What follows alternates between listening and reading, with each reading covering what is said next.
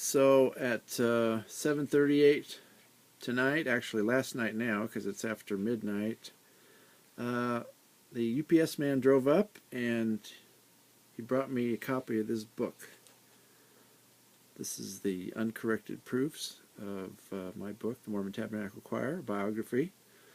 I've been posting about it. It's probably the most overhyped thing that I've ever done, and you'll all be disappointed probably when it comes out, but whatever. I think it's a good book. So I'm leafing through it here, giving a little tour. Thought I'd point out that here the introduction.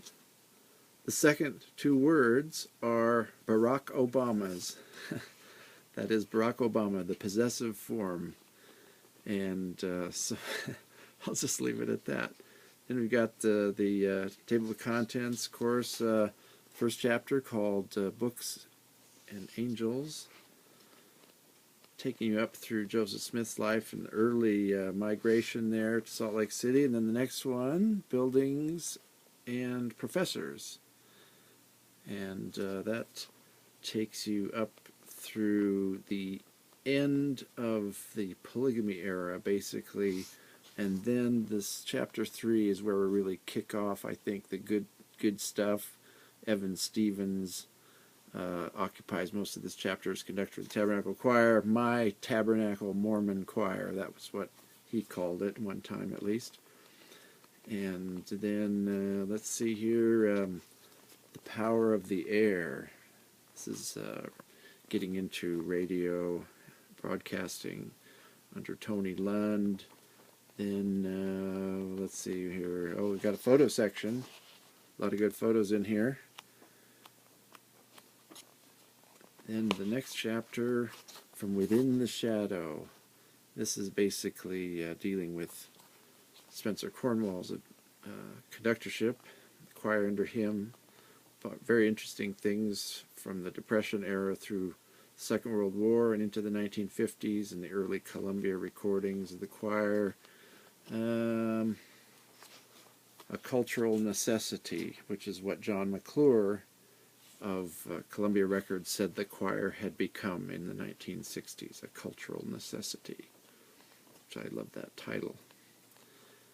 Then Soft Cell, next chapter.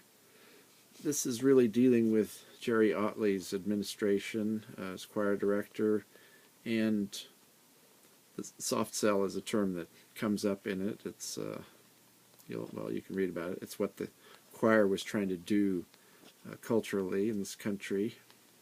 Soft cell with respect to the church. And then the last chapter, The Endless Postlude. And I'll just leave you to imagine what that's about, but it's sort of taking the Tabernacle Choir from Gordon Jessup on and into the presumably endless future where, well, I'll just leave it at that. You can read about the choir as a brand and spectacle and so on. Then just tons and tons of footnotes because there's so many sources I'm dealing with. The only thing that's not in here is my index.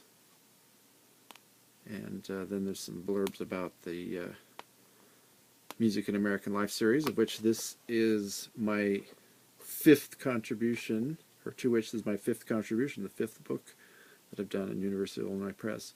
I'm really excited about it, and I'm so happy to have one in my hands because reviewers have had this in their hands for a week or so, and maybe a couple weeks, I'm not sure. But I finally got a copy, which is kind of neat.